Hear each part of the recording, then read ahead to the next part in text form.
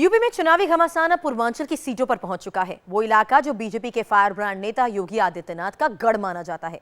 Voting से पहले India TV संवाददाता देवेंद्र पराशर के साथ खास बातचीत में योगी आदित्यनाथ ने अखिलेश सरकार को दंगों के लिए सीधे सीधे जिम्मेदार ठहराया और कहा कि जो अपने बाप का नहीं हुआ वो राज्य का कैसे होगा। योगी ने कहा कि इस चुनाव में हिंदू मुस्लिम मुद्दा नहीं है, बल्कि राष्ट्रवाद बनाम राष्ट्रघात का मुद्दा है और वो 13 मार्च को केसरिया होली मनाएंगे। इस वक्त हमारे साथ बातचीत करने के लिए मौजूद हैं योगी आदित्यनाथ जी। सर, आपने ऐसा क्या बोला, ऐसा क्या कर रहे हैं कि मुख्यमंत्री अखिलेश यादव आपको बिजली का झटका दिलवाना चाह रहे हैं? देखिए, जो व्यक्ति अपने बाप को ही धक्का देके बाहर कर सकता है, जिसने 5 वर्षों तक प्रदेश की जनता को केवल दंगों की चपेट में ला करके मरवाया हो, प्रदेश की जनता को दंगों के कारण तबाह किया हो, प्रदेश की जनता को बुनियादी सुविधाओं से वंचित किया हो, यहाँ के नौजवानों के रोजगार और नौकरी पर डकैती डाली हो, वो व्यक्ति कुछ भी कर सकता है, कुछ भी बोल सकता है। जो अपने बाप का नहीं हो हमारा कैसे होगा, प्रदेश की 22 करोड़ जनता का कैसे होगा। अब तो प्रदेश में एक चर्चा ये भी है, आम जनमानस में एक चर्चा तेज़ी के साथ उभरी है कि जैसे कोई भी हिंदू अपने पुत्र का नाम कंस नहीं रखता है, जैसे कोई मुस्लिम अपने पुत्र का, कोई सभ्य मुस्लिम अपने पुत्र का नाम औरंगजेब नहीं रखता है, वैसे ही आने वाले समय में मुझे लगता है कोई भी सभ्य व्यक्ति अपने पुत्र का नाम अखिलेश नहीं ही रखेगा। तो कैंपस में फिर से एक बार ये मसला बहुत ज़्यादा उछला है। आज बहुत सारे वामपंथी छात्र संगठन है वो प्रोटेस्ट कर रहे हैं, राहुल गांधी सपोर्ट कर रहे हैं उस शहीद की बेटी को जिन्होंने एबीवी पर निशाना साधा था। देखिए, राहुल गांधी की बुद्धि पर मुझे तरस आती है। वो व्यक्ति हर उस नकारात्मक चीज़ को समर्थन करता है जो भारत विरोधी है, और भारत को तोड़ने वाली जितनी भी दुष्प्रवृत्तियां हैं उन तत्वों का समर्थन राहुल गांधी हमेशा करते रहे हैं। अब याद करिए जेएनयू प्रकरण में, जहां पर भारत विभाजन की बात हुई थी और भारत के एक देशद्रोही और एक गद्दार को वहां पर जिस रूप में महिमा मंडित करने का प्रयास हुआ था, उन लोगों को समर्थन करने के लिए राहुल गांधी चले गए थे।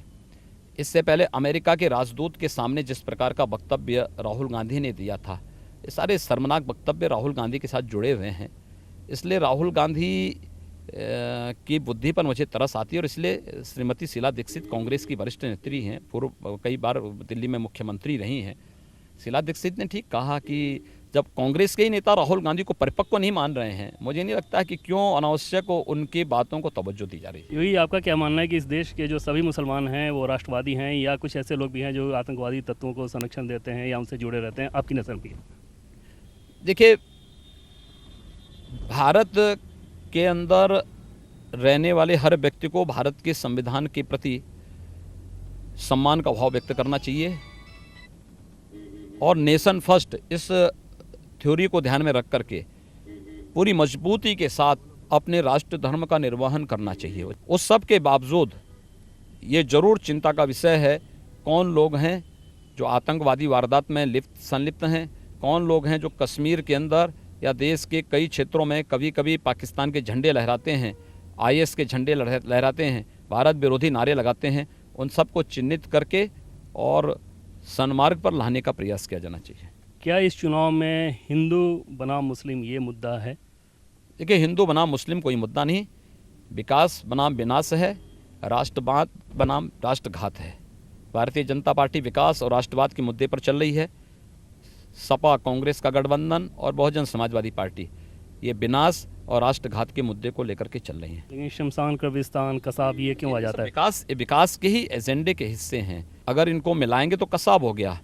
जो कार्य कसाब ने देश के खिलाफ किया था वही काम इन लोगों की नीतियां कर रही हैं। इन्होंने समाज को पहले जाति के आधार पर बांटा, अब संप्रदाय के आधार पर बांटने का पाप इन्होंने पिछले 14 वर्षों के अंदर उत्तर प्रदेश के अंदर किए हैं। उत्तर प्रदेश में 14 वर्षों में 1000 से अधिक दंगे हुए हैं। सपा बसपा दोनों बराबर के लिए इसके लिए जिम्मेदार हैं। और विकास सड़कों पर नहीं, बिजली नहीं मिलती, अन्य बुनियादी सुविधाएं जनता को नहीं मिलती, लेकिन कब्रिस्तान की बाउंड्री वाल पर विकास का पैसा इन्होंने लगाया है। तो यह विभाजनकारी जो राजनीति है सपा बसपा की, इसको तिलांजलि देने का समय आ गया है, और स्वाभाविक रूप से बीजेपी जीतेगी तो केसरिया होली तो खिलेगी। डिम्पल प्रियंका के प्रचार को आप कैसे देखते हैं सर? देखिए, उनको गठबंधन है, उनको अपना प्रचार करने का अधिकार है और वे करें। मुझे लगता है कि परिणाम भारतीय जनता पार्टी के ही पक्ष में आएंगे। आखिर में एक सवाल मायावती को लेकर करें तो मायावती का बार बार ये कहना है कि बीजेपी क्योंकि बांटने की राजनीति करती है इसलिए मुस्लिम हमें वोट करें। उनके इस बयान से आपको लगता है कि बीजेपी के लिए चुनौती हो सकती है? कह रहीम कैसे निभे बेर केर का संग। हमारा दलित बंधु सर्वाधिक पीड़ित है गाँवों में किन लोगों से, जिनको बहन जी ने सर्वाधिक टिकट दे दिए हैं। मुख्तार अंसारी जैसा गुंडा और अपराधी टिकट पाएगा तो वह चुनाव जीतने के बाद क्या दलितों की आरती उतारेगा? कभी नहीं।